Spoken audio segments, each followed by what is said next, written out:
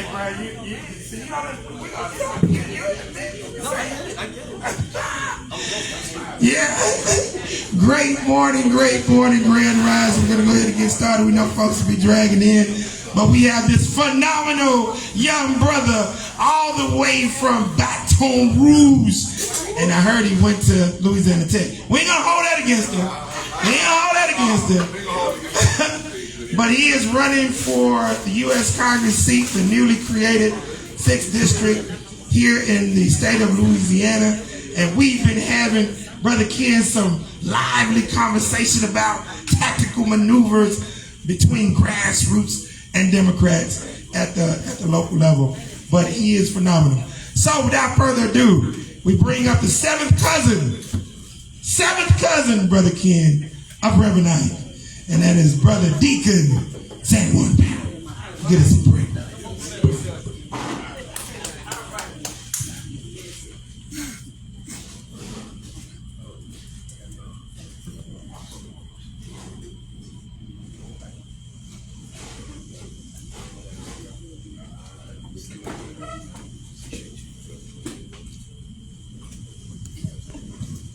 Amen. I'm going to have to check that family tree out. Let us pray. Dear Heavenly Father, we give you all the glory and all the praise. We thank you that you are the mighty God. You are the Prince of Peace. Heavenly Father, we pray that peace may abide over this meeting, Lord God. Heavenly Father, we need you to bind us together as one. Give us the same mind. Let us speak the same words. Let us be successful in rebuilding Shreveport. We can do all things through Christ that strengthens us, Heavenly Father. So we're expecting a miracle. We're looking for the impossible. In fact, we know that you have already made the way available, Lord God. So bind us together in brotherly love, strengthen us and build us up where we're torn down. Heavenly Father, I pray a special blessing over the preacher. Over the speaker. Over the speaker and over Brother Craig Lee, that you will continue to be with them as they go along their way. It's my sincere prayer in Jesus' name. Amen. Almost went to church, y'all. All right, this phenomenal young brother, I was introduced to him some months back and just had a lively conversation with him. He's about to turn 36 years old in 2 more weeks, right? So he's about to turn 36. He's a young cat. He's been interested in affecting public policy at the local, state, and federal level. He's jumped in the fray now, the frying pan, with a heavy hitter, with a big name, but he ain't scared. He is truly not scared. This young brother runs a marketing company down in Baton Rouge, and he's an exciting individual to talk to. So I want to welcome to the platform Brother Quentin Anderson, Democratic candidate for U.S. Congress, Louisiana 6th District.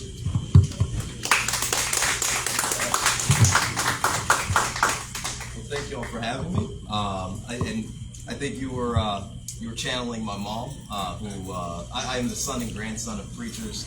Wow. And that is a calling I never want to answer because I got to see the sacrifices that a preacher and particularly a pastor has to make.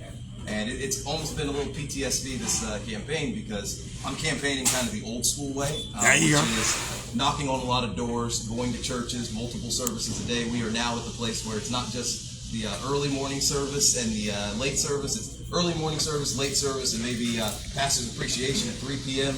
Just trying to cover as much ground as I possibly can.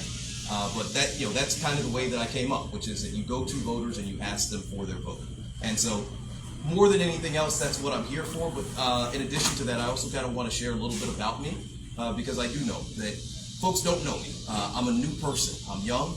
And oftentimes in elections like this, particularly with our folks, you don't vote for people that you don't know. There's an old saying in Chicago. I used to work in Chicago for a little bit on the Obama campaign. Don't send me nobody that nobody sent. and it's very true, whether it's fair or not. You might think that you are more talented, smarter, more informed than your opponent, but if your opponent has history with the people that they are asking for their vote, people will take the person they know over the possibility that they don't. And so that's what a lot of this campaign has been about. More than anything else, it's been about introducing myself to folks and letting folks know that I don't just look like you, I'm fighting for you. So I wanted to share a little bit about myself. First, obviously, I wanted to thank Brother Craig Lee for inviting me. It's just been a pleasure knowing him and seeing the things that he's been able to do, bringing together the Tuesday morning breakfast group, to be able to talk about our agenda and what's going on, to be able to make sure that people don't come into our community and take advantage of us, that they have to come here and say what they're going to do, what their vision is, and how does it affect us, what's in it for us. That's right. And I would love to see this across all 10 parishes in That's this right. district. I'd love to see it in all of the cities, particularly where we have a sizable black population and we have sizable black interests. I'd love to see us not necessarily act as gatekeepers, but act as shepherds in our community. And that's what this group has been, and I really appreciate it. I was here when Orlandeaux Hall was here a couple months ago. Yeah. And what I really liked was he got a good reception, but also it was a critical analysis. Yeah. It was folks that were like, all right, 50's bringing money. Where's that money going? What is that going to look like? How does that affect us? And it was a very candid back and forth. So I really did appreciate that, and I appreciate what you all do. So I wanted to introduce myself. My name is Quentin Anthony Anderson. I am the son and grandson of Methodist preachers. My mom is an AME preacher. She's a prison activist down in Baton Rouge. She's really changing the game in terms of prison reform there. She's a court watcher. I am a child of the movement, of the modern movement, because I've watched my mom just actively try to advocate for those that do not have, that don't have a voice, that often can be taken advantage of the system. And so I get a lot of that audacity from my mom. I've been in politics a long time. It may not seem like it because I'm 36.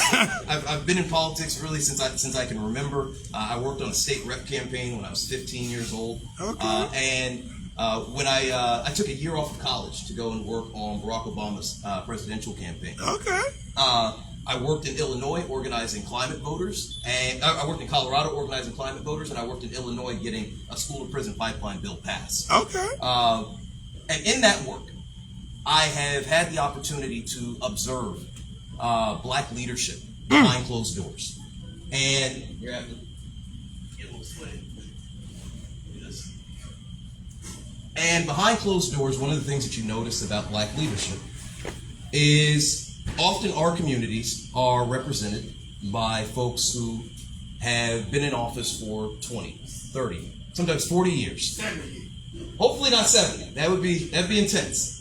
But often a lifetime, right? And in politics, time equals seniority, and seniority equals influence. That's the way that it works. That's the way that people become committee chairs. That's the way that people get to lead the party. They get into leadership. It's the time that they put in.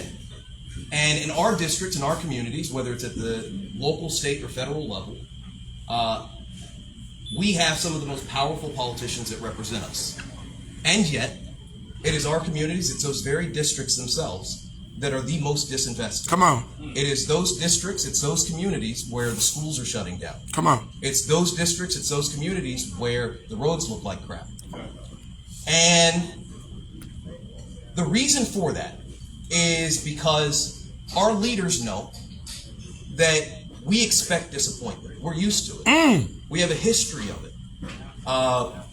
They know that they can come back to our communities after a long day of work and say, boy, you know how them white folks are. I did my best, but wasn't really able to pull it off. And we will accept it because we believe it, right? And so over time, that starts to become normalized. Over time, our politicians go into those negotiations going, I don't have to get the best deal for my people. They don't expect me to.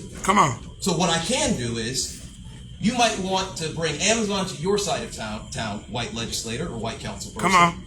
And you want to put a tire shredder in my part of town. If you make me chair of the education committee, you can have it. Because my folks aren't going to be mad because they expected it. We always get stuff like this. So if I don't put up a fight, what's the difference between if I did or if I didn't? And over time, what ends up happening is that becomes the automatic assumption, right? And so instead of a legislator or council person going into those negotiations saying, I did give it my best and I didn't get anything, they know they don't even have to try anymore.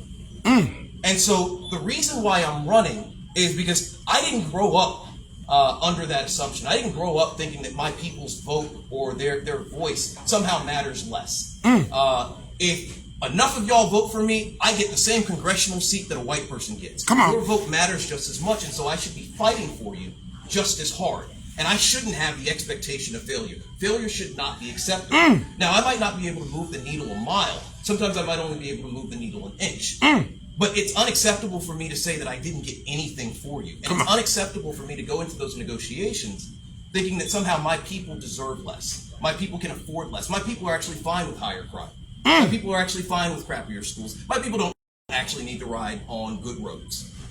If I go into negotiations like that, which is what the other side thinks already about us. Exactly. What sort of deal do you think that you get? Anybody who's ever been a part of negotiations knows that you don't compromise on your interests before you get into the room. Come on. If you go into the room saying, I'm going to get 50%, do you think you're going to get 50%? You're probably going to get 25, 10, 5%. You go into the room asking for 185% in the hopes that you get 100%, in the hopes that you get 80%, Come on. in the hopes that you get 70%. And what is happening right now is that our representatives, and sometimes it's not their fault, it's a cynicism that is passed on generationally. What's happening right now is our folks don't think that we are worth fighting for. Come on, bro. Damn. And the reason why I'm running is I don't want to perpetuate that cycle. This seat is too important. Congressional seats are too important. The federal resources that we can bring back to our communities is too important for us to be subpar, for us to just sort of say, you know what, like, we'll get what we can get. No, we'll get what's owed. We'll get what's ours. But you'll only get that if you have bold, unapologetic advocacy. But the other aspect of that, because I don't want to just place all the blame on the politicians. The politicians are just a symptom. Come on. That cynicism exists in our community. One of the reasons why a lot of these folks get elected, and why you may not hear about people like myself, is because not just the politicians have bought into that cynicism, some of our community leaders have bought into it, Exactly. right? Exactly. Think about this. If for generations, for hundreds of years, well, maybe not hundreds, but for over 100 years, if politicians have been coming into our community, black or white, and they've made promises to us, they've told us what they're going to do for us, and they've asked us for their vote, for our vote, and we give it to them, and then after Election Day, we never hear from them again. We don't get any of those promises. After a while, what do you think many of those pastors that are telling their congregations to vote, many of those community leaders who are leading GOTV efforts, who are organizing, who are knocking on doors, what do you think they start to prioritize when it comes to elections? Do you think they start prioritizing dreams and aspirations, ideals? Do you think they start prioritizing the promises and possibilities and investment?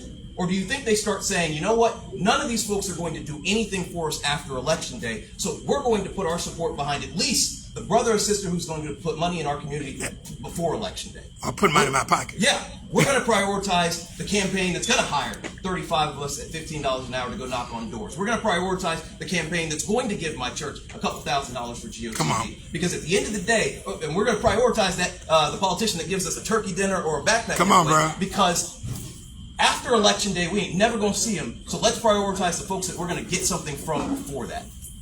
And so what ends up happening, you have this sort of two-part thing. The very leaders that many of you depend on to know who's running, what do they care about, who should we be supporting, who's in our interest, those folks have already given up on the possibility that a politician is going to do anything for them after Election Day. So the names that they give you are the folks who are paying them now. And I'm not saying that they're being paid off. I'm saying that they're being... I'll say it for you. What they are doing is, in their minds, they think they're being practical. They think that they've heard from too many people that made promises and they didn't deliver, and they're not going to buy into that anymore. So what they're going to do is they're going to buy into the people that are making promises that they can feel, that are tangible, that they can cash in right now. Before the end of the close of business, they can cash in on those promises. The problem with that is it leads to what I talked about before, where then you get cynical politicians who also know what the deal is. As long as I make good on my deal before Election Day, y'all aren't going to hold me accountable after. And I'll be back in a couple of years. And I'm going to give you all the same amount of money. And that culture, over time, diminishes our representation. It's nothing that white folks are doing. This is long before white folks get involved. We are diminishing our own representation by being cynical. I understand that after a certain while, you can hope for something, and then you start to get negative, and you start to believe that hope is ill-placed. And so I do also understand what my candidacy looks like to a lot of people. It looks like that shiny car that often is misleading, because after Election Day, you're not going to hear from me. And what I've tried to do throughout this campaign is I've tried to demonstrate my respect for the process, because I respect the people.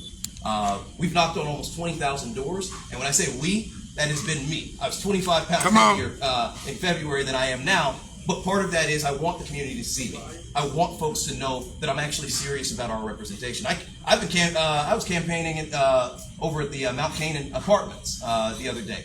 I am positive that I'm probably not going to get a whole lot of votes out of there, but I wanted to be there. I wanted to ask them about the Boyle Advisory. I wanted to ask them what they care about, because I wanted to take their interest into the rooms that I go into. I care about the people. I'm running because I want to represent my people, but I want to represent my people the way that I think that we deserve to be represented. And so that's my why. The reason why I'm running is because I do believe that we deserve better. We can, it sounds like a campaign slogan. It's on all of my materials. We can do better than the same politics as usual, but it actually is true. We can do better, but we have to value ourselves enough to want to do better. So I want to tell you guys just a little bit about who I am. If you guys are wondering where I got this deep Southern accent from, I was actually born in California. My mom's favorite city was San Francisco, so she wanted to have her first kid in her favorite city. She said that she had her Mary Tyler Moore moment where she threw her hat up in the middle of the street. Apparently it does not just freeze up there, so it came right back down, but she was very excited to have me in her favorite city, but I've never been. I was only there when I was born. I then spent a little bit of my childhood in Southern California, and then we moved to Washington State for a little bit. My dad, I like to call him a venture capitalist. He ventured wherever the capital was, so we moved around a lot. In 2003, we moved to Baton Rouge, Louisiana, and that's been my home ever since. And my first school was a school called Bel Air High School, which I was excited about when I got there, because from my perspective, the only Bel Air I'd ever heard of was Fresh Prince of Bel Air. And so I'm thinking that this is going to be a very fancy school. It was not. If you were familiar with Baton Rouge, Bel Air High School was not. It was actually a culture shock for me. I remember I walked into class and we did roll, and the teacher said, was doing attendance, and she got to me and she said, "Quentin Anderson." I said, "Yeah." And the whole room got quiet. Everybody got quiet. And she said, "Yeah?" And I said, Yeah, I'm here." She said, "Boy, you will say yes ma'am, no ma'am, yes sir, no sir, but you will never ever say yeah to me." And I had never experienced anything like that. And now to this day, I call everybody yes ma'am, no ma'am, yes sir, no sir. But it was also a culture shock, because I had been used to being that one chocolate chip in the midst of a bunch of vanilla cookies. In my junior high school, we had 33 black folks in our school, and I say black folks and not black students because that included the janitor, the assistant principal, and the part-time substitute teacher. And that was out of almost 1,000 students. So that was what I was used to. So then we moved down here, and it's either black or it's white, and there's a lot of black folks. And I'd never gotten a chance to appreciate my blackness before. I had gone to a junior high school where they had policed how long black folks' hair could be. And then we come down to Baton Rouge, and black folks are proud to be us. And I don't think I've ever witnessed a transformation in myself as much as moving from where we come from, moving down south, where I understood that I could be black and unapologetically black, and that there were other black folks that were encouraging me to be that. And so I think the reason Louisiana is home is because it's the first place where I ever felt comfortable. It's the first place where I ever felt like I could be myself and I didn't need to code to be something else. So I graduated from the historic McKinley Senior High School in Baton Rouge, Louisiana. And after that, I went to Louisiana Tech University. So I do have a little bit of ties to North Louisiana. And I was not the most disciplined student that first year. That is a surprise, I know, an 18-year-old going off away from home. And in my second quarter, I was under the impression that I could not get drunk. And this was on a long weekend, and I had a few classmates, friends that lived in the dorm, that decided we're going to scientifically test this theory. And so I remember we went to, this was a Friday. We went to the local liquor store, and we just looked for whatever alcohol we could find. We didn't know the difference between proof and percentage, so we were just looking for whatever's closest to 100. And we find something that says 90 proof, and we take it back to the dorm room. It is. That is quite a bit. I didn't know that at the time. So I fill up a Sprite bottle with what, and I'll share what it was, Everclear. I fill up a Sprite bottle with Everclear, and it's maybe a quarter of Sprite, and the rest of it is the Everclear. And I down it. Down the whole thing. And it was smooth to me, because all I had ever had before was like Taka Vodka, which is fire water. So to me, Everclear felt like Ciroc. The last thing I remember, and remember this is Friday, last thing I remember was my hands on the edge of my dorm room sink, and I'm looking myself in the mirror, and I'm like, Hugh, you got this. So that was Friday. I woke up on Martin Luther King Day, which is always a Monday. And I woke up on Martin Luther King Day at the local hospital with tubes all in me. To my surprise, a catheter, which I did not know what it was before, but I do now. But the reason I tell this story, because there is relevance, is two things happened that day. One, my dad was very convinced that my foolishness was no longer going to be condoned, so that was the end of him paying for any of my schooling. So from that point on, it was going to be student loans going forward. There you go. Those of which I am still carrying to this There day. you go. But the other thing is, when I woke up, still slightly drunk, on the television screen was Barack Obama announcing that he was forming a presidential exploratory committee. This was January 2007. So I knew, one, that I had a lot of thinking to do because I wasn't going to be in school the next couple quarters. But two, that God would not have had that particular thing on that screen unless there was a purpose. And so I made up in my mind that day that if this was going to be the first black president, I wasn't going to be on the sidelines. I was going to work on that campaign. And so I went back home. I worked at another Broken Egg Cafe down there. And at the time, this is how recent some of our prejudices are. At the time, they had a strict policy that they did not hire black male waiters because they were worried about what sort of customer clientele that would encourage people to bring in. So they hired me as a busboy first, and for a month I worked as a busboy. But they said, "Boy, you know, he's so articulate. Let's get him on the phone with the owners in Florida." So they put me on the phone with the owners for a half an hour in Florida. All they did was just ask me, you know, nonsensical questions, but they just wanted to hear how I spoke. And within at the end of that conversation, they gave the okay to hire me as a waiter. And this was 2007, the summer of 2007. So I guess I made a little bit of black history for a second. But I saved up my tips, and in September of that year, the Obama campaign called me in Chicago and told me that they had an unpaid, and they kept emphasizing unpaid. They had an unpaid position for me in the Chicago headquarters.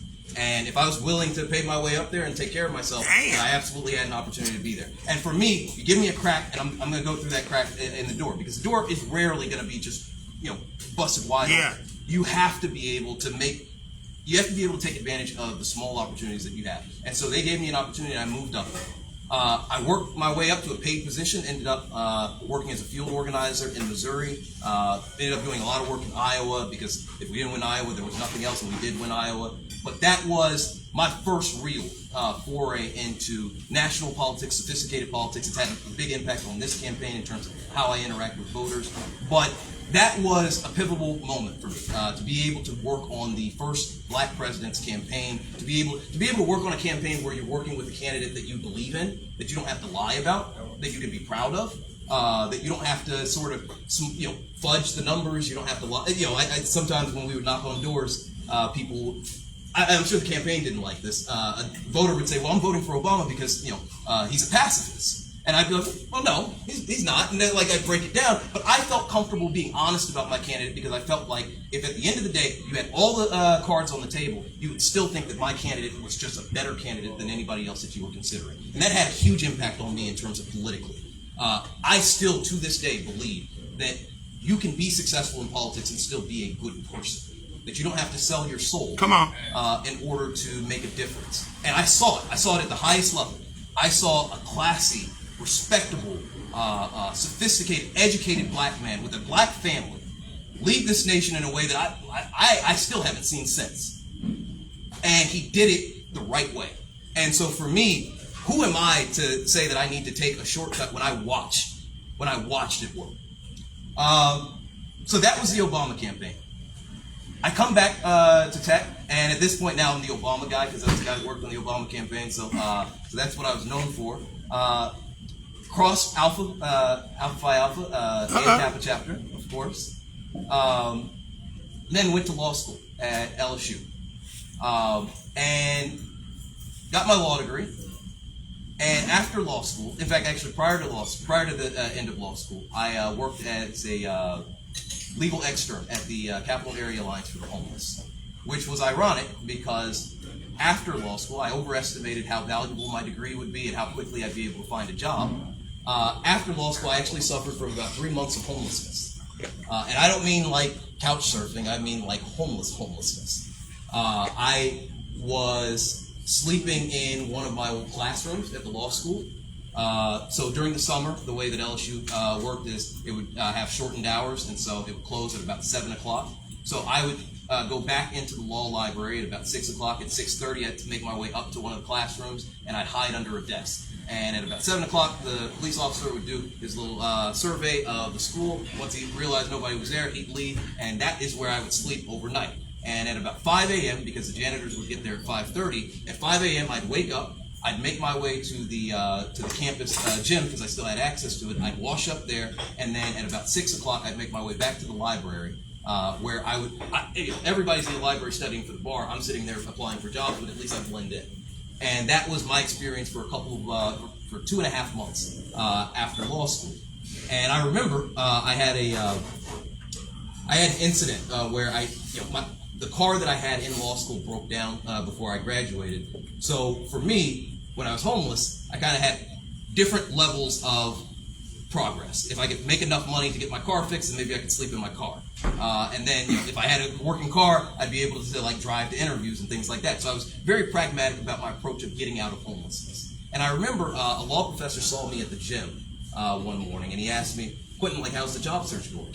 And at this point, I'm desperate, so I'm not going to lie to him. I'm not going to front. I tell him it's pretty difficult. I could really use some help. So he says, "Well, I have this old client. You may know who he is, and I don't know how you feel about him. He has a reputation, but I know that he's been out of politics for a while. I know you do graphic design and web design. I know he's thinking about getting back into politics, and he could probably use somebody that would do some rebranding for him. If I set you up with a meeting, would you be willing to meet with him? And at least it'll be some money in your pocket." So I'm like, all right. So I go and meet with this guy. He's a former state senator at the time. I go and meet with this guy at his law firm on Perkins in Baton Rouge.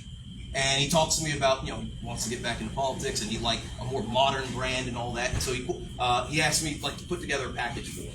And for me, I need to get this contract, right? I need to get this contract. So I'm overly ambitious.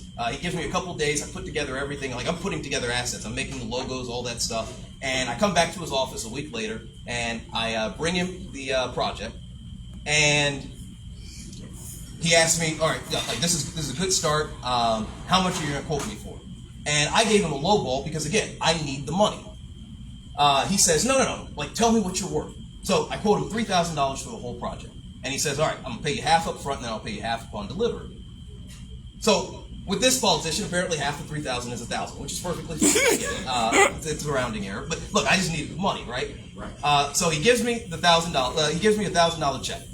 And I walk out of his office. I'm in his lobby, and I realize that my name is so horribly misspelled that I'm not going to be able to cash this.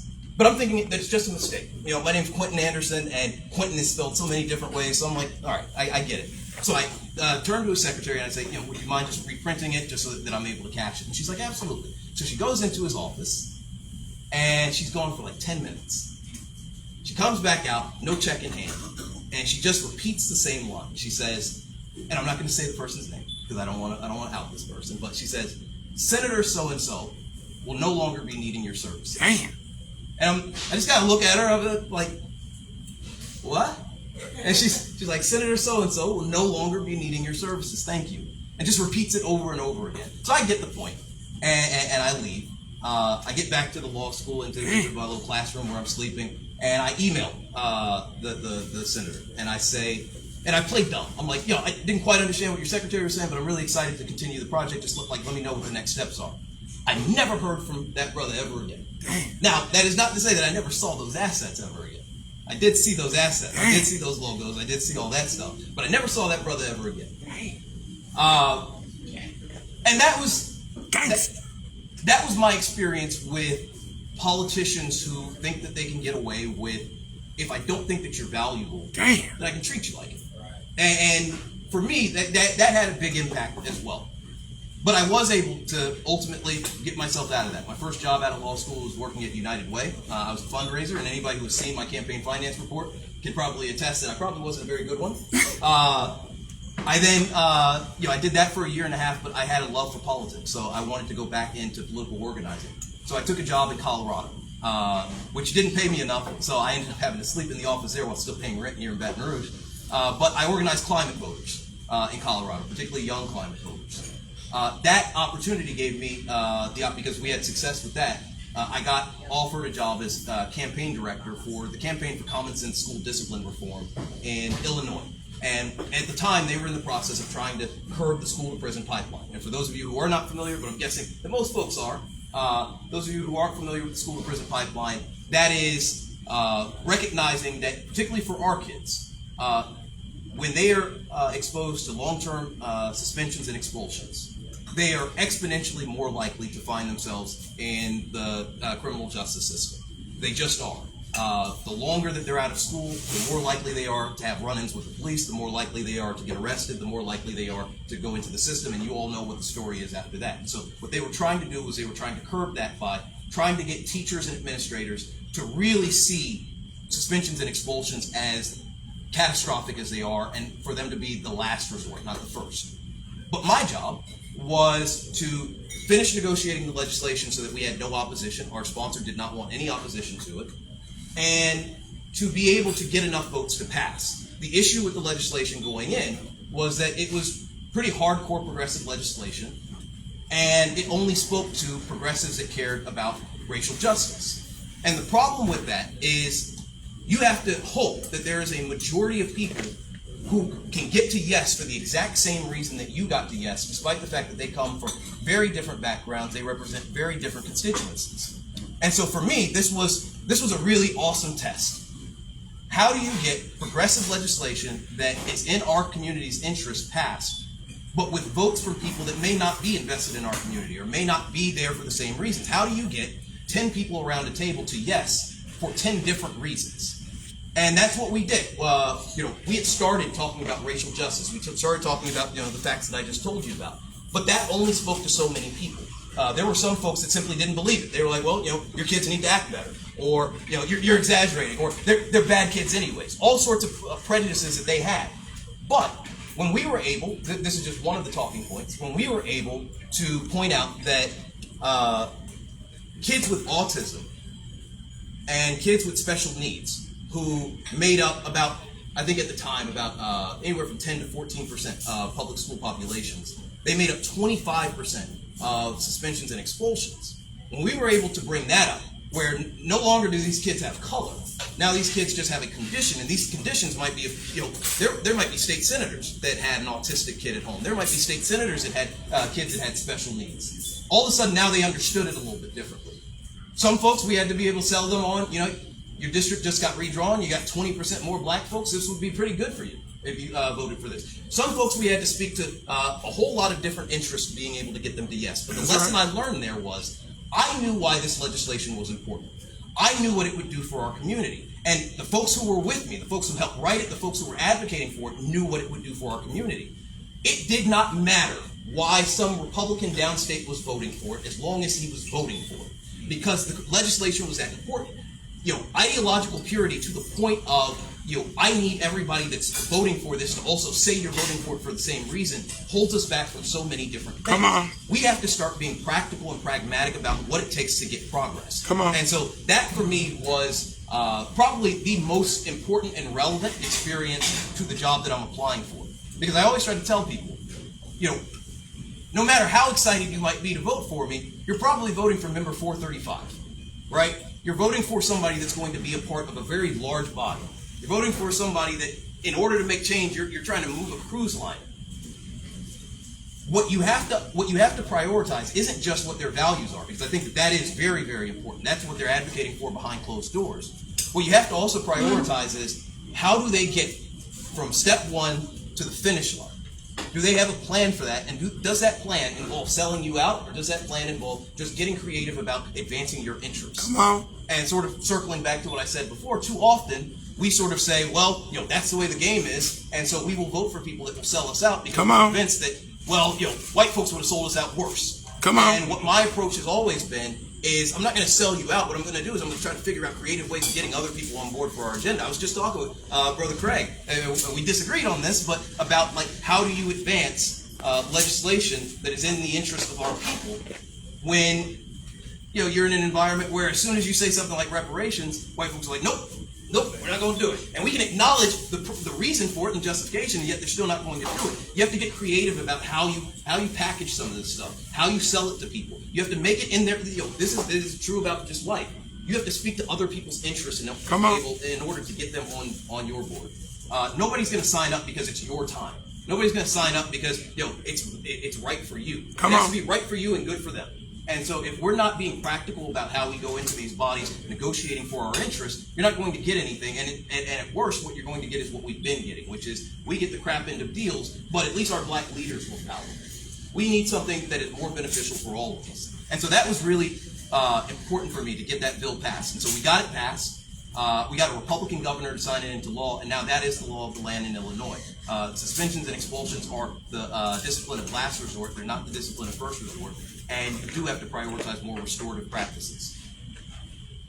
After that, I moved to D.C. For a couple years, where I worked at a solar nonprofit. And this is another example of, I care a lot about climate, but I know that everybody doesn't.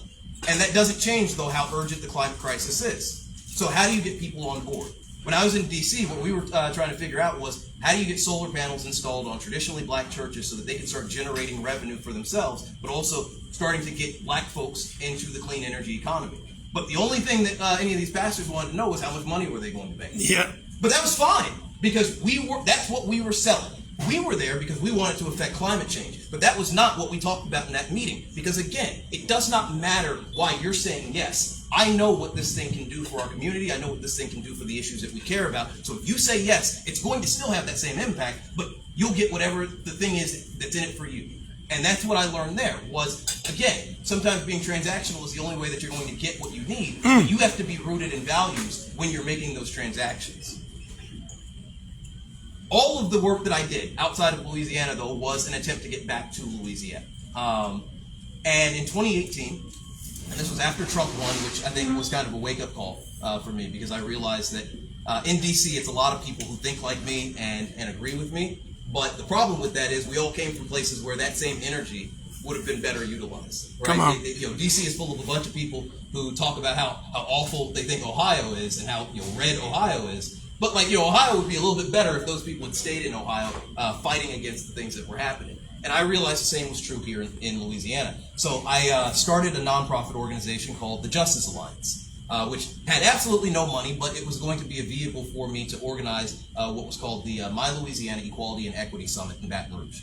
And what that was it was a convening. I don't know how many of y'all have ever been to the Congressional Black Caucus's annual legislative conference in D.C., but it's sort of a national conference where we talk about all the issues affecting Black America and what our agenda is from a policy perspective. I wanted to do that in Louisiana, so I organized the summit.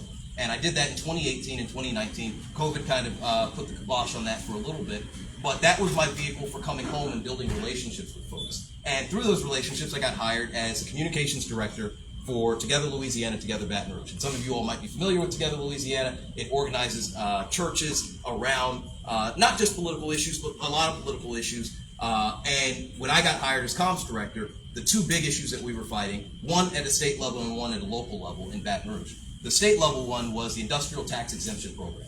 Not sure how many of you all are familiar with it, but it's a program here in the state where, in effect, ExxonMobil will say, we're going to make this expansion over here, and theoretically, the expansion is going to hire 60 new people, and it's going to hire them at this salary, so you should give us a tax break for this expansion. Mm-hmm. And the state had gotten so used to rubber stamping those tax breaks that the companies stopped even qualifying. Yeah. They would apply for them, But no longer were they saying, yeah, we're going to create 60 jobs, we're going to pay them at this. They Yeah. were just saying, we're going to expand, so give us a tax break. Yeah. And these tax breaks were not, I tell this to people all the time because I think conservatives sometimes mislead people about tax breaks. Tax breaks are not free money. Come on.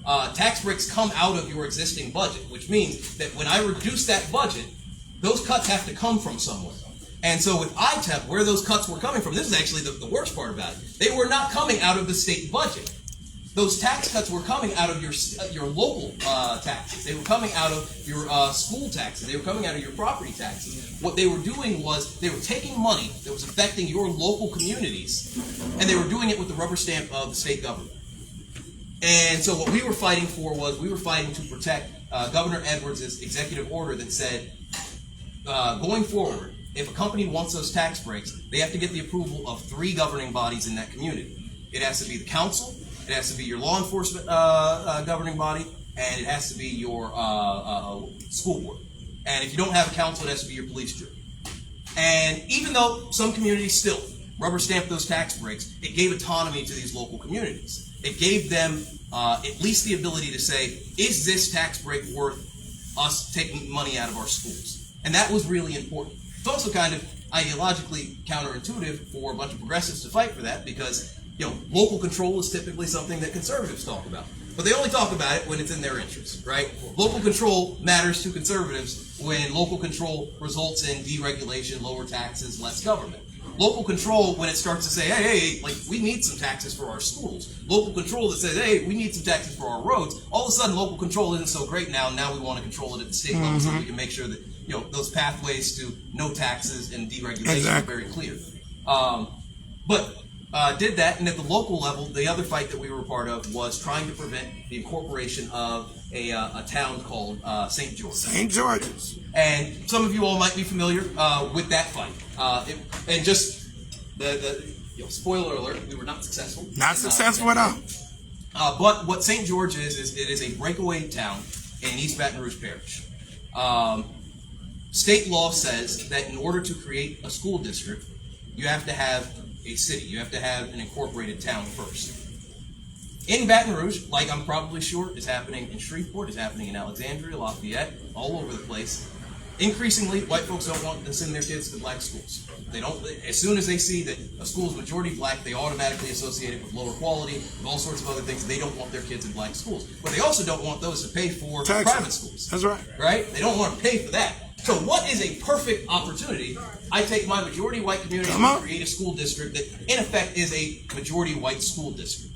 And we were fighting against that, not just on the principle, but on the precedent. Come on. Right? Because if this effort is successful, what do you think is going to happen all over? Erosion of public school. You're going to have legal mechanisms for discrimination, and they'll say, no, black kids could go to our schools. We just don't have any black folks that live in our neighborhoods. They could. They could be here. And what we were worried about is the precedent, not just in Louisiana, but across the country. And we are still fighting that because while they were successful in getting that incorporation effort, they are also realizing that racism is really expensive. Racism will raise your taxes. You need some of those tax assets that came from that majority black city. And so we are still fighting that right now because what they're trying to claim is that, Baton Rouge should help them out a little bit. Yeah. Exactly. And imagine that. Imagine if you just learned that the Emancipation Proclamation was signed, and now the slave owner who might be facing economic ruin asks you to borrow $100. And that's what the St. George effort feels like in Baton Rouge in a lot of ways. It feels like folks asking us to subsidize their racism. And so we are still fighting that. But those are two fights that were really important to me and that I was a part of. After that, I worked as an organizer at Earthworks, working with the folks in St. James. That's another reason why climate is so important to me. It's not just about the sort of intellectual argument about the earth warming, it's the people. Here in Louisiana, we are a frontline climate community. It is our folks that live in places like Cancer Alley. It is our communities that are often in the backyards of petrochemical companies. And so if any state should be a strong champion for climate justice, it should be ours. And yet we're not. Why? Because almost every one of our politicians in some way, shape, or form is accepting a check from Exxon, Motiva, Shell. And it's really, really hard to be objective and hold people accountable when these are also the people that are signing your checks. You don't take money from everybody. I I know that Shreveport is going through something right now where we're having a lot of new investments. What I always tell people is just be mindful, stay woke. When people are offering checks, they want something in return. And for me, I've always known that in Louisiana, the relationship between politicians and the petro industry is inappropriate. It's just inappropriate. It has resulted in laws that are overly favorable to that industry that come at the expense of our communities. I wanted to make sure that in whatever way possible, I could be an independent voice for our community. I did not want to have to think about, well, you know, Exxon did sponsor that event that I did a couple months ago, so let me take it a little bit easier on them. I want to be able to hold the people that are abusing my community accountable, and I can't do that if I'm taking their money. And so working with the folks in St. James really made that story real for me. These are folks who are being affected by high cancer rates, being affected by higher asthma rates, and they're fighting just to be able to stop these companies from treating them like their lives don't matter. If you really want to talk about Black Lives Matter, go down to St. James and you will see what that fight actually looks like. Is it important about police accountability and the police relationship with our community? Absolutely. But it's also important how big industries treat us. It's also important how our politicians treat us. When we say that Black Lives Matter, it has to mean that our lives are just as valuable, that you can't just sort of treat us like we are the folks who get whatever's left. Our lives have to matter the same. And I think that the work that I did with climate really reinforced that. Post-COVID, I started the Black Business Bureau of Baton Rouge in Baton Rouge, and really what it is it's an online business directory for Black-owned businesses. What I recognized was oftentimes our businesses are amazing, but we don't always present well. Sometimes, my mom has a small business, and all of her materials look like they were made on Microsoft Publisher. My mom's work, though, is amazing. My mom's work has been profiled on NPR, New York Times, and yet if you were to get one of her cards, you'd think that she's just somebody who's trying her best. What I wanted to do was I wanted to create a platform that made all of our businesses look good. And I was straight up with all of the Black businesses in it. This directory, the audience for this is not us, it's white folks. I want white folks to start patronizing your business, but I know how we present. So I want to make sure that when white folks around February are like, what Black business should I shop at? That they go to our directory and they see that our businesses are presented in a professional way, in the same way that they might see Lululemon or something like that. I wanted to make sure that our businesses look as quality as they actually are, because perception is reality sometimes. And right now, I serve as the communications director for the Appleseed Foundation, which is a international nonprofit. That is what pays most of the bills. My small marketing firm pays bills occasionally, but I have a problem charging people. That's probably an issue I need to work on. And I still run my nonprofit. But that's what I'm doing professionally. My background is helping people articulate their message and speaking to people that are beyond the choir. And I'm going to try to get through this because I also want to take some questions. For me, I started this campaign caring about things like climate, reducing crime, particularly youth crime, and accountability and jobs. And those are still things that are very, very important to me. But the reason why I say I started this campaign talking about that is one of the things that you learn when you're running for Congress or you're running for any office is, but particularly this one, the job of a congressperson is to represent the interests of the community. It is to listen. The most important skill that you can have as a congressperson is to listen. And so while I can go into a community and say, well, actually, here's what I believe in. I believe in putting batteries in cars and doing all that stuff. If what they care most about is that pothole that's in the street, if what they care most about is, for example, down in Baton Rouge, every time it rains, it floods, so they care about building the Comeet River Diversion Canal, then that needs to be something that I start talking about. When I go and I talk to seniors about, housing and affordability, but they want to talk to me about the cost of insulin. All right, then. Now what I'm talking about is the Inflation Reduction Act. I'm talking about the Social Security Fairness Act. The things that I'm talking about now are a result of having been in the race since February, are a result of canvassing in 10 different parishes, are a result of listening. And again, I respect the process. I respect the people. And this is the approach that I want to take to the job. There are things that I care about, but I can get to those things once I have addressed your interests. And that is what the job ultimately is. And so now, what I focus most on is the things that are affecting the local communities. I care about expanding opportunity zones here in Shreveport. I care about not so much bringing in the next Intel or Amazon, but seeding that next Intel or Amazon here. That the next big company is somebody who lives here, was born here, and can start that thing here. I care about addressing agriculture policy in central Louisiana and making sure that those family farms, not the commercial farms, but those family farms can continue their tradition and that they have a constant stream of revenue. I care in our cities still about reducing crime, but I care about having a holistic approach to public safety, recognizing that public safety isn't just limited to policing. Public safety is all-encompassing. A police officer can't address somebody's economic desperation. You don't call the police before somebody commits a crime. What we have to do is we have to be able to address these things, understanding the full context. We have to be, if you want to reduce crime, you have to be able to talk about education. You have to be able to talk about health and wellness. You have to be able to talk about infrastructure. You have to be able to talk about economic opportunity. So the long and the short of it is, when I started this campaign, I started it admittedly wanting to campaign on the things that I thought was important. What I have gotten to this sort of last stretch of the campaign doing is talking about the things that people have talked to me about. And that to me has been kind of the most rewarding part, because that tells me what the job is going to be. Oftentimes I'm going to have these things that I really care about, but then I'm going to go back to Point Compeat Parish, and they're going to tell me that this is actually the thing that's most pressing, and this is what they need me to take into those rooms when I go back to D.C. And that's what I want to be able to do.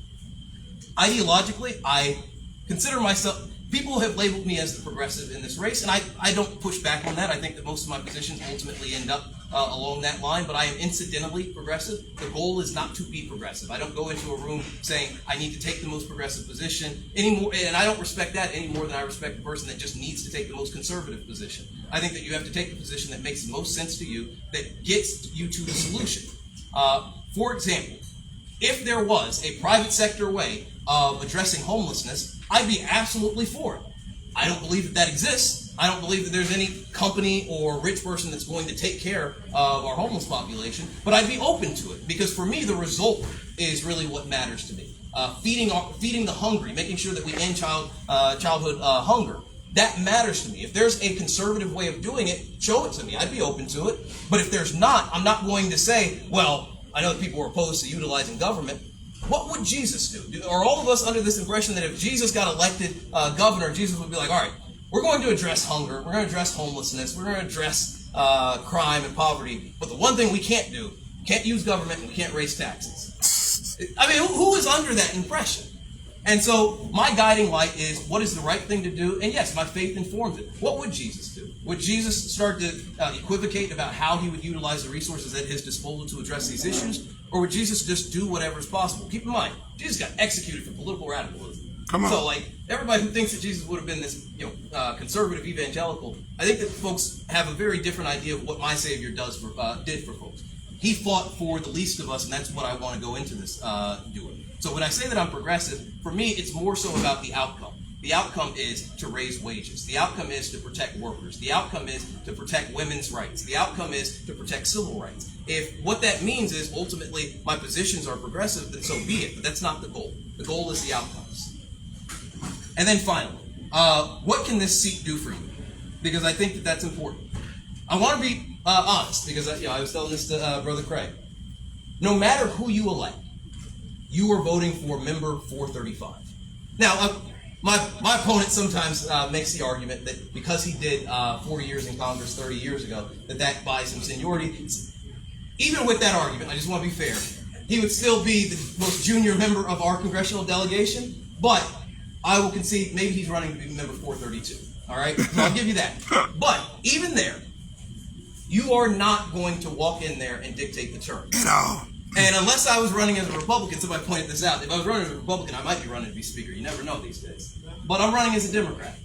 And so what the value of this job is it advocates for your interests behind closed doors. When bills are being discussed, when you have the Build Back Better bill, when you have some of these omnibus bills, it is to say, well, Shreveport, though, needs this. Because you guys have seen, without that representation, some of those dollars don't make its way to your community. People look out for themselves. So what this seat does is, this is your friend in high places. This is your person behind closed doors that's saying, out of that $1 billion, Shreveport needs $10 million for this. It is the person who is selfish on behalf of this community. So that's the first thing. It is somebody that advocates for your interest in every conversation. So if it's a $1 billion bill, you better get some of that $1 billion. It is to bring home the bacon. It's sort of an old school philosophy. And when I was younger, I used to hate this idea. Like I used to hate the idea of earmarks and all that until what you realize, and I don't know how many folks are familiar with this political history. Around 2006, particularly the Democratic Party got sort of on a purist streak, and we kind of did away with earmarks. It was called pork barrel spending. And what it would be is, you pass a bill to name a post office, and now there are like 900 additional lines saying, like, okay, in addition to that post office, we're also going to do $1 million in Milwaukee for this research center and all that. I used to hate that, right? I used to hate it because I was like, that's wasteful. Just pass the bill, vote for the bill, that sort of thing. But here's what has happened in the time since. When you no longer now send your congressperson to bring home the bacon, now pretty much you are sending your congressperson to Congress to win a point. They're fighting ideological battles. And what has resulted is two things. One, you almost never get legislation anymore. All the legislation you get is negotiated by leadership. It's usually these big omnibus bills. They do not take into account the perspectives or expertise of individual members that represent individual districts. But also, you have a more extreme Congress. You have a more ideologically extreme Congress where it is almost impossible to get bipartisan legislation done. Now, part of that is a result of gerrymandering. And I wouldn't be here if it wasn't for gerrymandering, but I'm not in favor of it. Because I think what it's done is it is polarized, and it has polarized our politics, and it's brought the extremes to the mainstream. And it's made it so that it's very hard to get progress for people. If we can at least get back to the place, because back in the day, what you'd be able to do is, Ron Paul, those of you who remember Ron Paul for 364 days would rail against everything that leadership was doing. And leadership wouldn't really care. But then when it was time to vote for the budget, the Speaker or Majority Leader would walk into Ron Paul's office and would say, all right, Congressman Paul, What you want? You've had your say. Can we do this research center in Houston? And he'd be like, all right. And then Ron Paul would suddenly either vote for the budget or he would abstain. And that's how you were able to keep sense in there. When it was urgent, when it had to pass, you were able to speak to people transactionally. And without that mechanism, you no longer are able to do that. I'm not advocating for bringing it back, but I am advocating for bringing common sense back. What I have said is two things in reforms to this. One, I do want to do away with gerrymandering. I would like to see competitive districts. I think if every district was 50-50, what you get is less extreme Congress people, but better, a more effective Congress. But the other thing is, I've advocated for this, is something called regular order. And this is more inside baseball, but what it is in Congress, I call it, going back to Schoolhouse Rock basics. Every bill starts in committee. And in committee, if you were able to get enough votes to get it out of committee, it gets a vote on the floor, period. Right now, that is not the case because they think it's good reasons. Leadership will say, well, we don't want dangerous bills making it to the floor, and then maybe they pass, and then we have to deal with that. So what? I am a democracy purist, and there is the good and the bad with democracy. China is trying to make the argument that democracy is inefficient. It is, because you have to get consensus from everybody. I did not know that we signed up for democracy for efficiency's sake. I thought that we signed up for it for the freedom, the liberty's sake. But with that comes some costs. If sometimes a bad bill makes its way to the floor, then that is on the opposition to figure out how to kill it, whoever's in the executive office to not sign it. But if you can't do that, that is the cost of democracy. And circumventing democracy only makes it worse. It only makes our current environment worse. We have to start to embrace the fact that the people's voice needs to be heard, and sometimes it's going to result in weird stuff. I don't know what that will look like, but you will have a more responsive electorate if people feel like their vote matters. And then the last thing about what this can do for you, it can be a voice here at home. Like I said, I'm going to be member 435. I get what that means in D.C. But it is a powerful voice here. It is a bully pulpit here. My current work takes me to the Capitol, to City Hall, to advocate for higher minimum wage, to try to fight against some of the bills that the state legislature had. Imagine if it's no longer just private citizen Clinton Anthony Anderson doing that, but it's Congressman Clinton Anthony Anderson that has decided, I'm going to make a day at the Capitol to talk about concealed carry.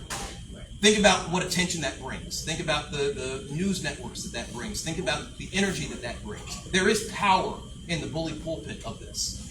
The last thing that I'll say in closing, I'm a preacher's kid, so. Yeah. He closed 4 times. I I had a woman in Opelousas tell me, because she liked me. I knocked on her door and she said, baby, what you're asking people to do is you're asking a bunch of people who've never lived any day but Monday to vote for a Tuesday.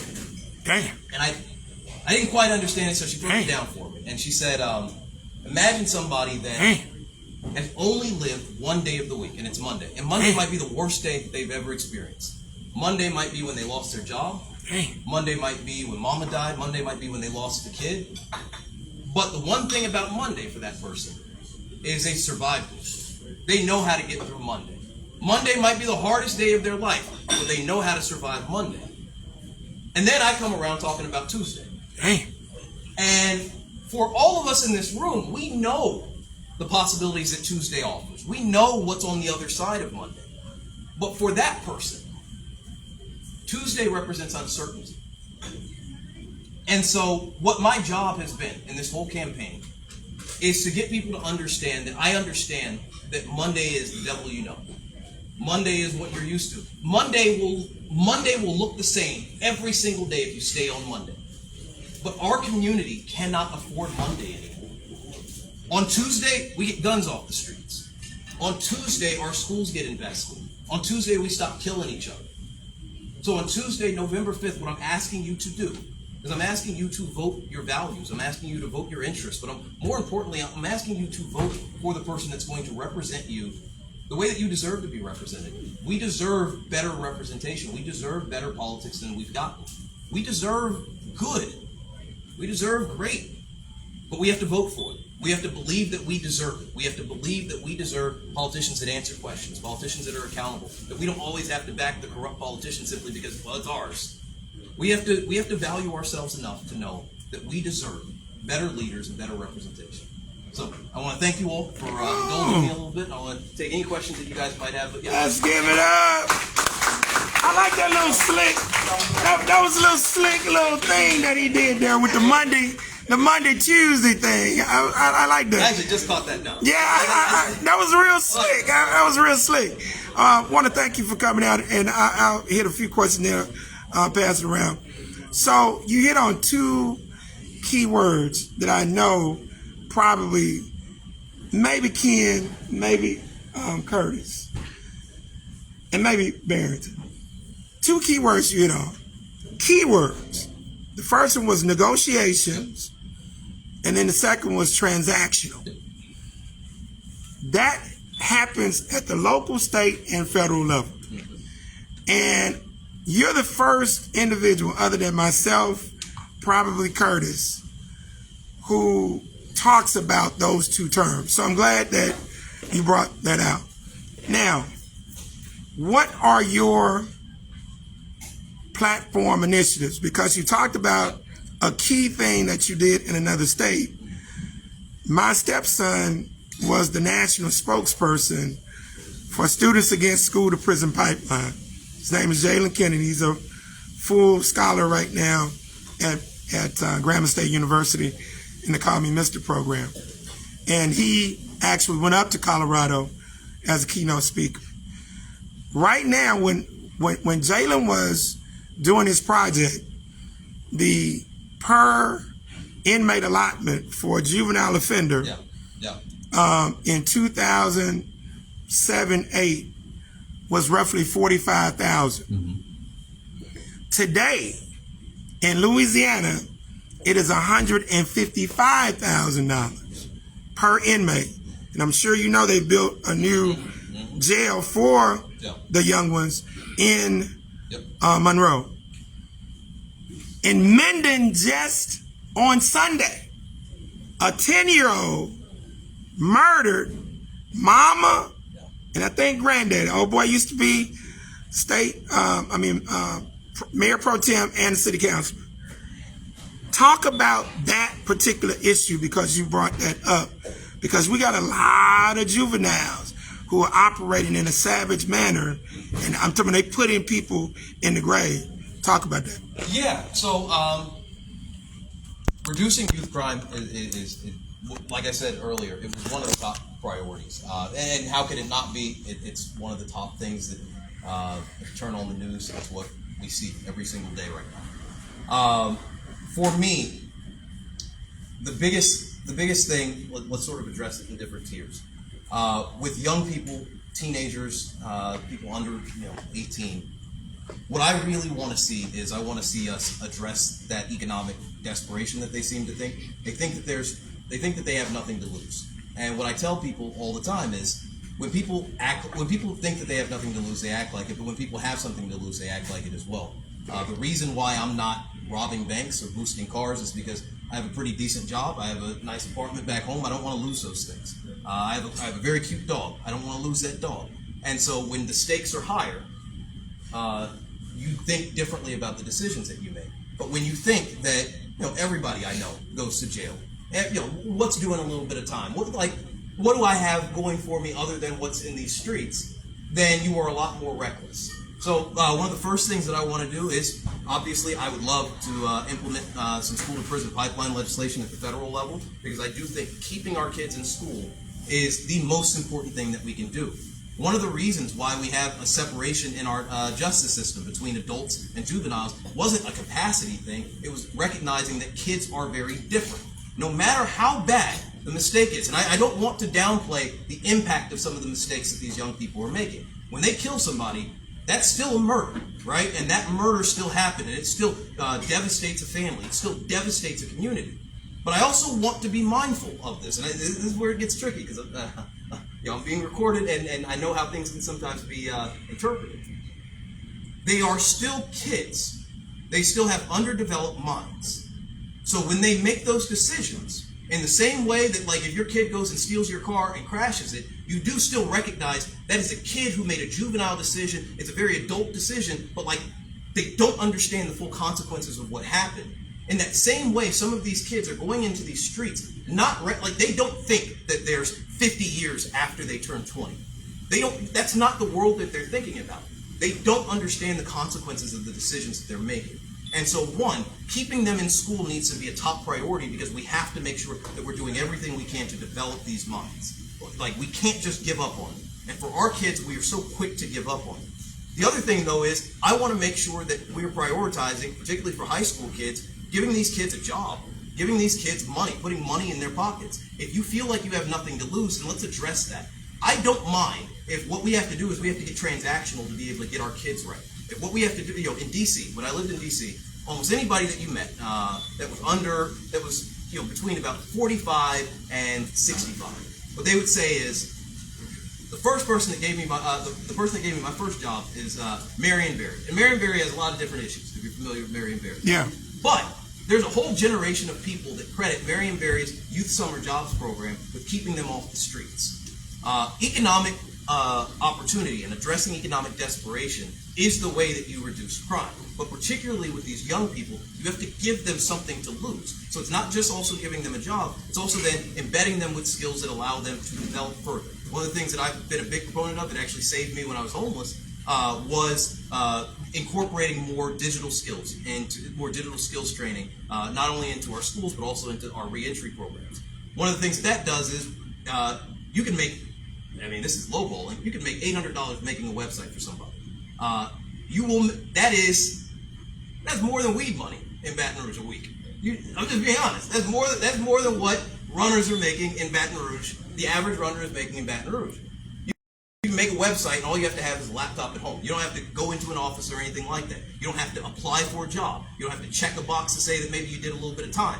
All that matters is that you have these skills. I want to embed some of these 21st century digital skills not only in our young people, but also in our reentry programs. Because again, what I want to give people economic opportunity. I want to give them the ability I want to give them something to lose. Because if they don't have anything to lose, they're going to act like we've seen it. So I will say, in response to that, as co-founder of Dads on Duty and board member with Dads on Duty, I'm going to invite you to come to the school so you can see. A lot of these children don't want to work. That's number one. A lot of them are dealing with issues that far go beyond money, and because we're dealing with ethics and morality. And also, when you go to better economies, Houston, Dallas, Atlanta, guess what you're still going to have? Crime. But those kids, I do want to say, even in those cities with better economies, you still have the hoods. like when you very rarely, even though it does happen, there's always the exception to the rule. Like Bernie Madoff exists, the rich man still committed crimes.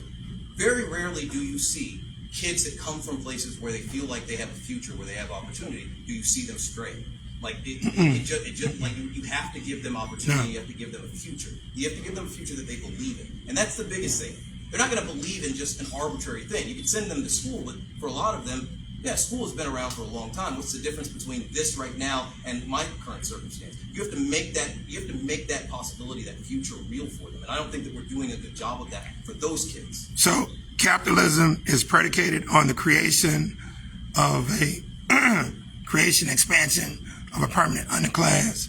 I will tell you that most of these young people, even from good homes, they're being synergized in their religious indoctrination of hip hop, and that's the common thread that you basically have. And Here we go. That's their religion. I had the opportunity to meet you this past Saturday, I think, at Mount Canaan when we were doing the faith leadership conference. I have two questions. Yes, sir. While I was in Baton Rouge, we done negotiations and transactions in order to get legislation passed from 2016 until now. Yeah. The Republicans seemed, as I started getting my education and dealing with these transactions, seemed more professional or business-like when they had something to say that we can benefit from in this deal. I also did have an opportunity to go to the Congressional Black Caucus in DC this year. It was like soul playing up in there, straight up. I'm Trash. You know, everybody at the club. Trash. Come on, the best and the brightest of us. I know. Were in the club playing in the whole Trash. nine. Later that night, even with Mr. Troy Carter and all of our other congressmen. Yeah, I'm drinking with them, kicking it, but it's still for play because there ain't no real business going on up in there. Yeah. Now, we could talk about whether or not our children want to do something better, but I have pit bulls at my house. You know what I'm saying? And they vicious, they're razors, right? Grand Champion pit bulls. I know that I can't allow them to get out and just do anything. We need to hold parents responsible. Come on. Our community is like them kids. It's all on them kids. Them kids done this. Them kids done that. They have a girl in Texas that just knocked the principal's eye out of her head. She's blind. Come on. With these little badass bastards that you knew That's real. when he was coming out of the house that his pants was hanging all the way under his buttocks. The parent don't see none of this that's happening. And you have this vicious little thing that's going to run around here and hurt people. The parent, I bet you, if parents were responsible, and would you back that kind of legislation and say, look, you let your dog out here and he bite me, it's on you. Yeah. Great question. And I think I just saw. Great question, Quinn. I just saw something on the news about like this morning, something that was similar as well. This is a complicated one for me because what I think about is, in those situations, is that kid better off now that their parent is in jail for what they did? Is that kid better off now in the system? Is that kid better off? And I don't know. I mean, obviously, that kid was not in a great situation prior because the kid acted a fool in spite of having a parental figure and all that. My worry is, do we make it better by taking them out of, taking the parent out of that situation, maybe putting them in the system? Do I or something have like a right that? to be safe? Exactly. No, and you're absolutely right. Exactly. You're absolutely right. You're absolutely, because this. And we're constantly looking at the perpetrator. No, I know. Okay. Because I say all of them go to jail. the difficulty here, because I don't want to lie to you and just tell you what works in the room. The difficulty here is that you're dealing with youth. And that's what complicates all of this. That's why when a young person goes and kills somebody, it's so tragic because there are so many complicated feelings. Do you give up on that young person because they made a very adult mistake? Hell yeah. Greg, I'm sorry. Why do you think that South Shreveport Caucasian children aren't the ones predominantly shooting each other to death? And do you think that any of this negative programming that we're getting from like Cumulus Media or these different hip hop stations that are pushing the beefs and doing their thing, because it seems that Black children are under some type of hypnosis. These numbers don't exist anywhere else. In the Asian community, in the Arab community, in the white community, something is wrong with us. Yeah. So what do we do about that? And I think that goes, and this is something that has existed for a long time. I think what the difference between those two different types of kids is, for white kids, no matter what, when they turn on the TV, they see people that look like them in every possible outcome, every single possible outcome. And with black kids, less so. Like when you see a black president, it's the exception to the rule. When you see black lawyers, you see 10 white lawyers. And so I think for a lot of these black kids, it still feels like fugazi. It still feels like a pipe dream that the special Negroes get. And I think that does seep in. I think it seeps in. I'm guessing that those parents are not lawyers and doctors either. Those parents probably acted a fool as well back in the day. So I do think that a lot of this is about the culture that we live in. What are these kids being exposed to? Do they see themselves, again, do they see a future for themselves? And part of that is, do they see themselves in the leaders around them? I think for a lot of them, they don't. And whether that's intentional, whether they've been shielded from it, whether that's on us to do a better job of it, whether that's on us to elevate things beyond hip-hop artists. Do we have to do a better job of exposing our young people to what they can be beyond just pop culture? I think one thing that exists now for young people that didn't exist when I was coming up is the internet and social media, and how easily these things can influence you. When I was young, you had access to hip hop. I remember I stole my brother's. He had the first Chronic album by Dre. And I remember listening to that and thinking, "Oh my God, these words exist."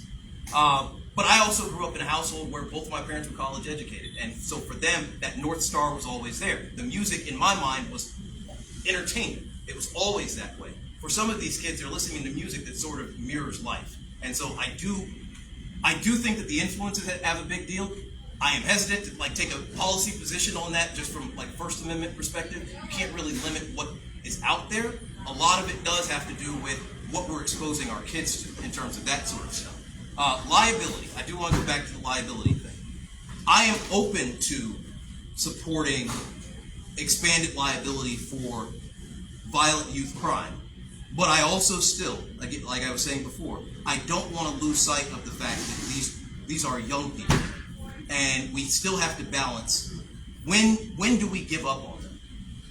I don't know where that point is. I don't know where that point is. Is it any kid that kills somebody, we give up on them? Because I can tell you right now that when I've participated in a lot of re-entry programs, I've visited Angola and stuff like that, and when you meet those young people that killed somebody at 17, when you meet them at 47, all of us are talking about, clearly, what they did at 17 should not impact, they should be able to start. So, we think about it differently at different phases of their life.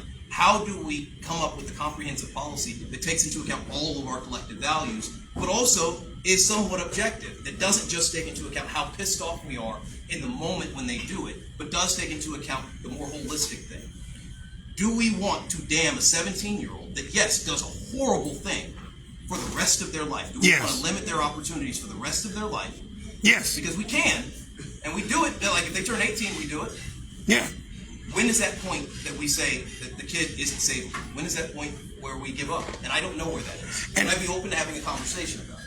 And Quentin, what's so interesting about this and Miss Consuela Gaines, and it's at some point we're going to have to understand there's a standard and a line that cannot be crossed. Yeah. Miss Consuela Gaines says there are parents who are traumatized, who in turn unconsciously traumatize their children, who in turn act out in school or turn to violence in the street. We don't give a damn, because at the end of the day, you cannot have people killing people and then, what about the child? Hell no.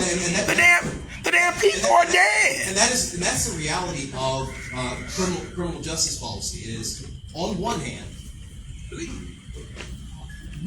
all criminal justice reform policy does need to prioritize the victim. I do hate the language that sometimes we use where we are getting away from that. We too far away. Yeah. But your government does need to be able to balance the social impacts and accountability. and your government has to be objective. I remember in 1988, Michael Dukakis was asked the famous question, you're against the death penalty, but what if somebody came and raped your wife? Exactly. And he gave this very intellectual argument, and it kind of turned off a lot of voters because they were under the, like, what they wanted to hear was, no, I'd break his neck. But the real answer should have been, yeah, if I was in charge, I would absolutely destroy that man. I would break his neck, I'd kill him, I'd do everything like that. But the good thing about our system is I am not in charge of it. Our system does have to balance accountability with fairness. And when I'm talking about youth crime, the only thing that I want to make sure that we're being mindful of is what I just said. Where is that line where we give up on a kid? I don't know where that line is, but I am open to having discussions with people that work with young people that know this issue better than I do about where that line is. Have you ever heard the comedian Robin Harris? Yeah. Oh, yeah. Robin Harris told a joke. Yeah, but he told a joke. He said if it was up to him, it'd be death penalty for everything. Run a stoplight, death penalty. I ain't gonna do it no more. I know you ain't gonna do it no more because you should have did it the first time. I think when the Supreme Court outlawed the death penalty for anything other than capital punishment, there was one exception that I actually was in favor of, and it was in Georgia for I think child rape. I thought the child rape, I was fine with capital punishment for child rape, but that is also my personal belief. I do get that it does make sense for the government to limit capital punishment to capital offenses. I'm against the death penalty altogether at this point, but if we had to have it, I was not opposed to it for child rape, but I do get that that's my personal belief because I get pissed off when I think about that. But you are aware that government is a collection of people, right? It is. No, okay, so because it ain't no abstract. No. Government ain't abstract, right? Government's always making it seem like there's this deep state. Government is simply the manifestation. Okay, I want to be clear on that. Okay. I just wanted to say that punishing someone at 17 doesn't mean you're giving up on them, because possibly they have a chance to come out and come out to our organization, second chance. It's a second chance at life. But if they went in at 17 for such a heinous crime, they have 40 years, 27 years, whatever, to think about it. And when they come out, maybe they won't kill somebody else. But just because they were 17 doesn't mean they should not be punished harshly. Exactly. And their parent, probably. Yeah. And their damn parent. And the parent. Yeah. So whole damn family. If the mother goes in or the father goes in, the child goes in, and they have maybe some more kids, possibly those kids will say, or the neighbor might say, well, I don't want to do this because then my mother's going to go to jail. Right. So, I mean, there's has to be some type of deterrent. No, you're absolutely right. I think the reality, though, like in everything, I always say this, nothing happens in a vacuum. It's one of the things that I get upset about with Republicans in this state. They gaslight us sometimes. Everything in that situation, in an ideal scenario, when they re-enter society, they're re-entering society, a society that is welcoming them and wants them to be successful. And currently, right now, that is not always the case. So we send them in at 17, they get out at 45, and it's not as if the opportunities are abundant. It's not as if it's easy to stay on the straight and narrow. They probably will never kill again, but they're going to be broke. It's going to be hard to find a job in the current system. So what I want to make sure that we're doing with our whole criminal justice system is everything we do on the front end, we then need to take it into account on what we do on the back end. So if we are going to send 17-year-olds to jail for 40 years, how are we going to be invested in their permanent success when they get out? Because that's not what we're doing right now. We throw people in jail and then we throw away the key. The other thing, though, is the reality is here in this state, we are increasingly justifying life sentences for 17-year-olds. And so as we keep moving that bar, that's another thing that I'm worried about. I am not against accountability. If you kill somebody at 17, you're going to go to jail. What I am against, though, is not recognizing our responsibility. Unless we are going to keep them in jail literally for the rest of their lives, they are going to get out at some point. And how are we invested in making sure that they are successful when they get out and that we're supporting them when they get out? Not supporting them by like cheering for them and we're happy that we're happy about everything that they've done, but supporting them in the sense that we don't want them to go back to jail. We don't want them to commit crimes anymore. So what are we doing from a policy perspective to create an environment that does set them up for having learned their lesson? Because I don't think that we're doing that right now. And that's not just for murder. I mean, you go in for boosting a car and you get out and life is so much more difficult that you might do harder crimes just because your situation getting out is more desperate. So just taking into account that public policy is holistic. You can never just pass one thing and then like leave it alone. You have to be able to answer the call on the back end. Same one? Okay. Anybody else? Barron? Okay. Boom.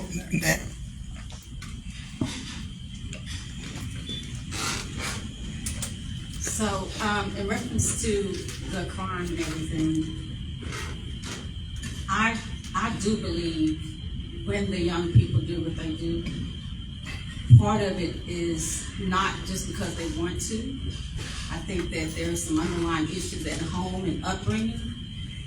What would you say how can we come up with something that implemented in schools that are preventative, like a preventative measure before these kids get to the place where they're out of control? Yeah. So why can't there be something mandatory in school that you have to take this class? Maybe it's on crime, or maybe it's on how to deal with the pressures of whatever's going on with them. I mean, it just have to be something else. We put the laws in place, but we don't have nothing that's preventing or a preventative measure before the law to help the kids. So they, at least you told them they have a choice now. Maybe some of these kids don't have a choice. They don't know another choice. But let me ask her this, because here's the thing. There's no legislation that can be passed that can force a person to embrace ethics and morality, whether you're a child or an adult. So what are we really talking about here? Because at the end of the day, you still can't force them to embrace it. There's a class right now at Southwood called JAG, and it's in key areas. We talk about job opportunities, career opportunities. Mr. Lonnie Bowden does a great job of doing what you're talking about. And guess what one of the children told him last year? He just told him straight up, Mr. Bowden, we don't give a damn about what you're saying. Okay, so that's the child that maybe No, you're gonna have to just. He represented the majority of these students. They laugh at Mr. Bowden. They laugh at him, and I'm just. I don't think y'all really understand what we're dealing with. But that's not all the kids, though. No. That may be So that group. But there are other schools. There are other kids. We cannot raise every damn child. Okay. We got to. But y'all, hey, bro. So I want to preface with. You should stand again. I want to preface with the job I'm applying for first. There is, particularly as it pertains to education, there's a lot of limits to what the federal government can do. Typically, what the federal government has been able to do when it wants to impact the classroom is incentives. The Race to the Top program is a good example where there will be a big pot of money, and if states want to qualify, they can, but it's optional. They don't have to. It's very similar to the reason why the drinking age is 21 is because Louisiana accepts federal highway dollars. If it wanted the drinking age to be 18, it just doesn't have to accept federal highway dollars. So, that's the way that the federal government is able to impact things that it doesn't explicitly have jurisdiction over.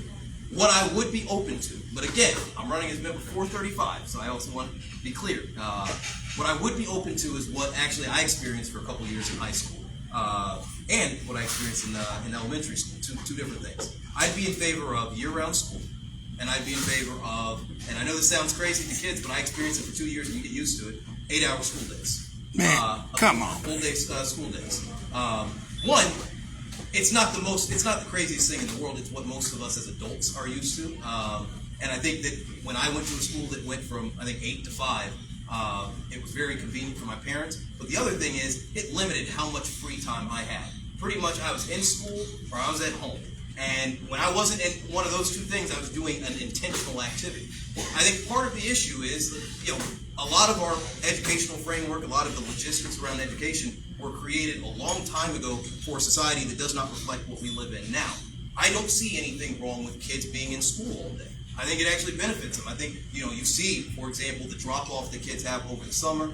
I think kids being in school, especially because of the issues that we've talked about, gives them a productive place to be, where one, they are safe, generally speaking, they are learning, and hopefully we can also incentivize embedding some of those skills and those courses that I think have gotten lost. When I was younger, I did not understand why we had home ec and shop. I do now. I think that those were really valuable. I'd love to see those things again. But financial literacy, things like that. The longer the school day, the more we can actually give these kids, the more resources we can give them. I do feel like we're, especially as it pertains to kids and schools, we're sort of operating with one hand tied behind our back, but we tied that hand behind our back. There's nothing stopping us from expanding the school day and keeping these kids in a safe, productive environment that's conducive to their success. That's something I'd be in favor of. All right, last thing.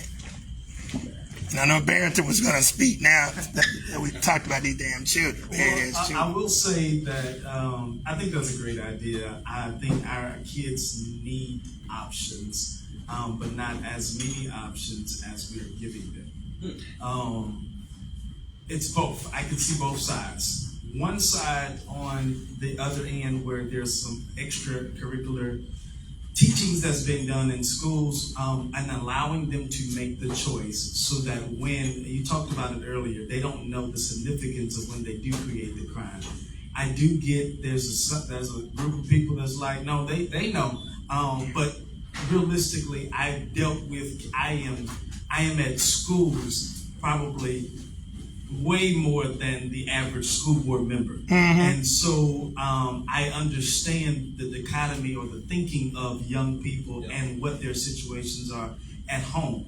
If you took the parent out of the house, would it make it better? No, because their level of learning is the same level as the kids. And so there's some situations where we have to do those JAG programs and those other things so that we can give them the correct. Now, if they tell you, forget this program and whatever, I think you should lock them up then. Because we're doing preventative measures. Yeah. If they're saying that in school, we need to go ahead and start making some adjustments then. But hey, other than that, I think that they need to know what their options are because that is the pertinent parts of making decisions. Cool. All right, Quinn, last thing I have for you is from Felicia Walpole. She says, getting to know Quentin, he presents passionate, personable, humble, insightful, informative, empathetic, and also with a good sense of humor. He is great. What did she say? It bounced. Oh, he's a great thinker as well. I love that. You said that was my mom? That's Felicia Walpole Shepherd. So give us a closeout real quick so we can maneuver because Orlando's, your frat brother's about to have 1,000 people in here. Well,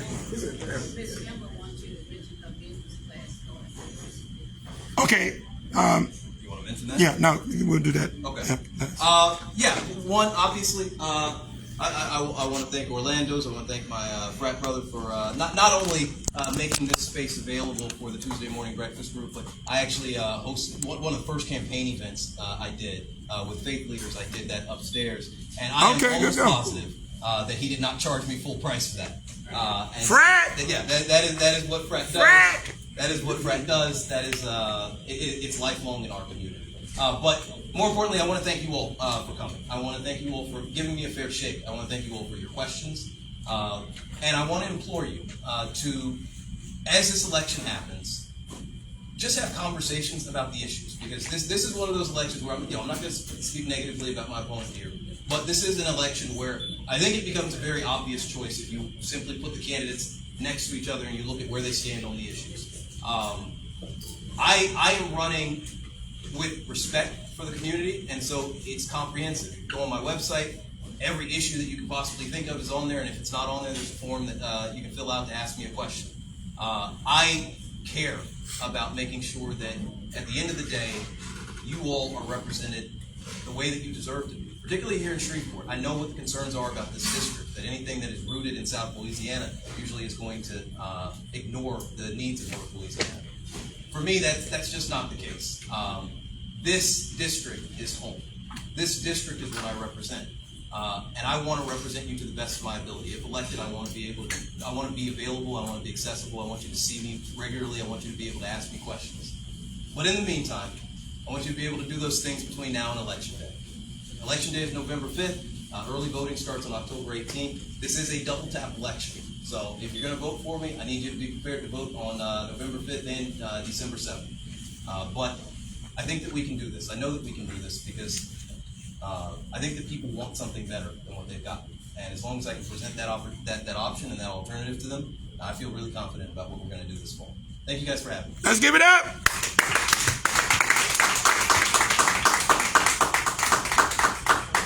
You did well up there on press.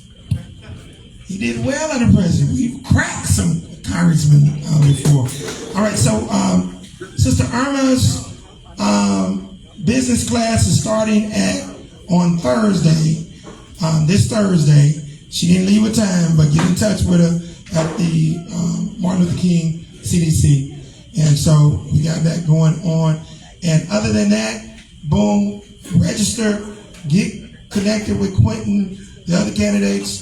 And hey man, On Point did a very good presentation.